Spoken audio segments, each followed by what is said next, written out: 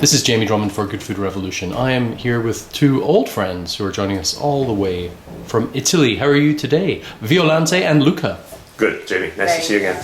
Excellent. Now, you've been here looking at presenting the 2013 and 2012 Brunello di Montalcino in Toronto. And I'm sure people are quite familiar with your houses, but if you wouldn't mind briefly explaining where your estates are located. I'll go over to you first, Violante.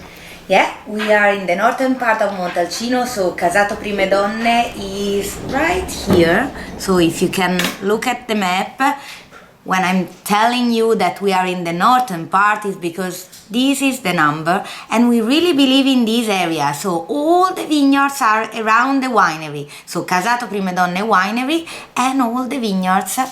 And this is the reason why our wine is very fresh and elegant, because this is the unique characteristic of our land, and our soil is full of clay.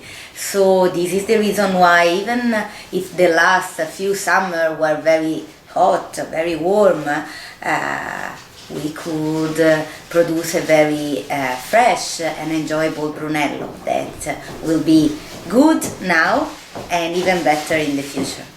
And Luca, the house of Fanti. Yeah, well, we're on the opposite side, so we're on the southeast. You can point it down here, number 30 on the map.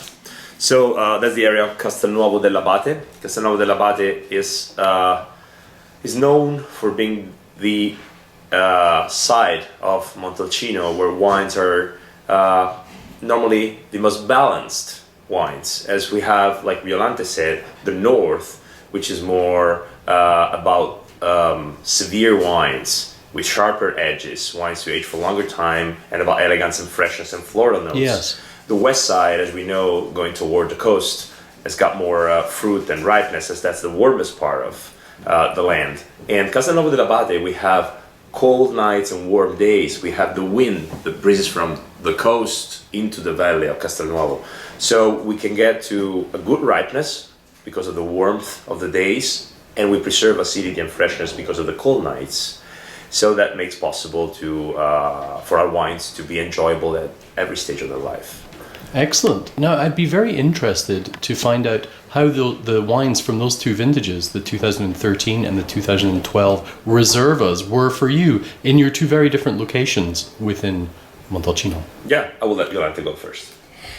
The 2013 was, it was not evident to understand the result that we can show you in the glass today. So we had a very nice event yesterday, and the success that we had, and the wine lovers were appreciating a lot what they can taste today. It's an important wine because we are speaking about a Brunello, so something that could be the perfect bottle for a nice gift or for a big occasion. Yes. So try to imagine that this wine is not a meditation wine. This is something that you want to share with your best friends in very good, very important moments.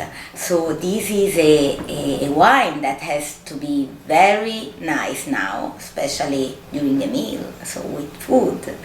And when we think about what we want inside our Brunello, Casato Prime Donne Brunello, Donatella Cinelli Colombini, we want something that has to be very well balanced, very enjoyable, very harmonic, and so has to be nice now. But I think that the best way to enjoy the Brunello is to buy 3 bottles, one for the moment that you don't know. So if you have an invitation and you want a very important bottle, you take it. Yes. And the other 2 for the future. So little by little, the Brunello is a wine that you can age for 20 years, especially the Riserva is something very special. So take your time. So the 2012 and 2013 vintages were quite different vintages. How did they fare for you up in the north? They are very different, and it it was different even for the summer that was not warm at the same way. But I can tell you that we are very lucky because many years ago it was not evident that the wine that we can produce in the northern part of Montalcino could be so elegant. So if you go back and you read what the journalists were writing about the northern part, it was something totally different, and now we are very lucky because we can have a very windy weather, and the clay can help us a lot because we have the water down the soil that will help us, especially if the summer is very warm, like in 2012. When it comes to vintages across the globe, actually, I tend to gravitate towards some of the what people would consider lesser vintages, perhaps not five-star vintages. I tend to find the wine from cooler vintages much more interesting, especially when they come from better producers. And what are your thoughts on that? It's not very easy to say. I think that you need to understand what you like. It doesn't matter what the journalists are writing, the number of stars we have, especially because you know that the panel of people that are tasting the Brunello to give the stars are tasting the Brunello very, very young. Oh, very young, yes. So 1 month ago, they were giving the stars to the 2017 vintage. And I think you need, especially for 2013, it was not very evident from the beginning what could be the result. Right, I understand. And so probably what I think is that the stars are for all Montalcino, first of all. So I know that compared with Canada, Montalcino is very small, but I promise you, as Luca was telling before, the Brunello that you can produce in a part can be totally different from the Brunello in another part. So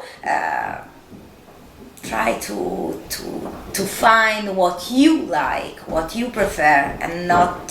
Don't always follow those stars. Yeah. And Luca, how were the 2012 and 2013 vintages for you at Fanti? Sure. Well, what I can say,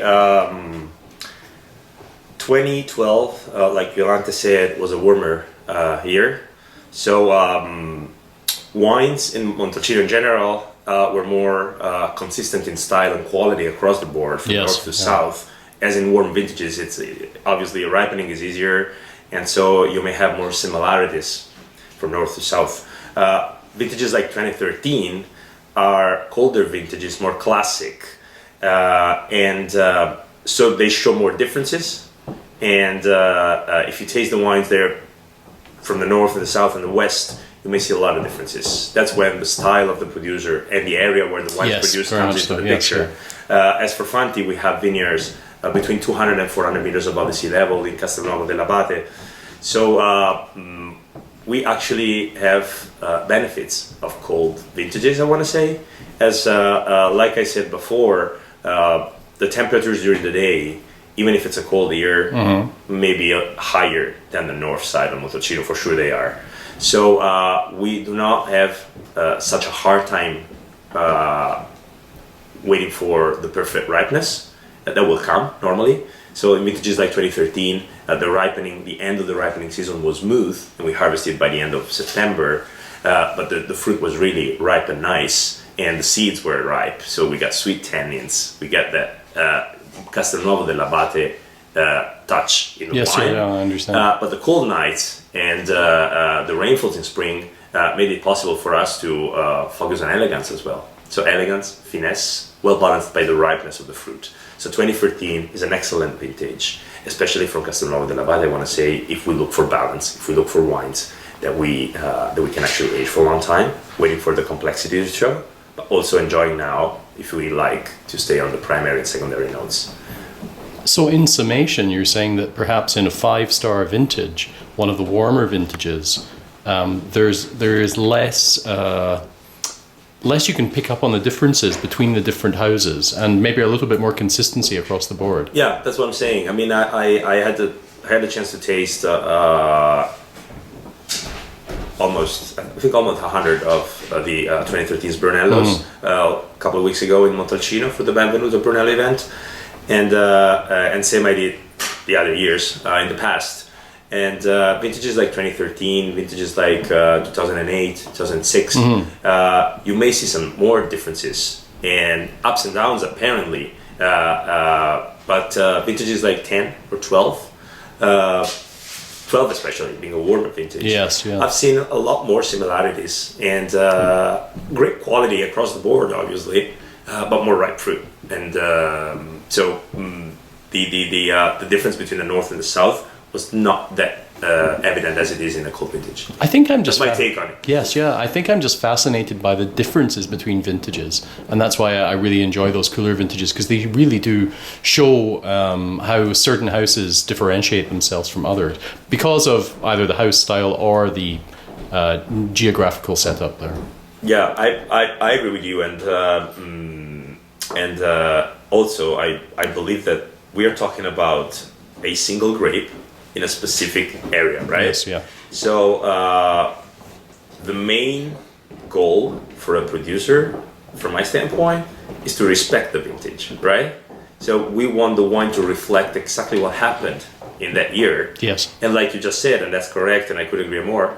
That's the beauty of it, right? So when we open up bottles from different vintages and we have a vertical tasting, what I expect, if we're talking about Brunello, if we're talking about any wine made with a single grape, I expect differences. Yes, I expect yeah. the wine to tell me a story, to tell me something that happened in that vintage, weather-wise, and to reflect it across the years.